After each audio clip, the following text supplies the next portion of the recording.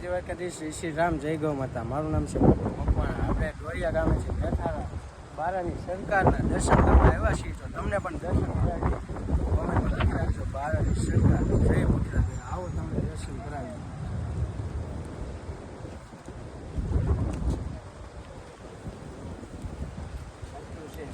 જય ભૂતરા દાદા. અમારા ગામના મિત્રએ ઝાડવું વાવ્યું છે.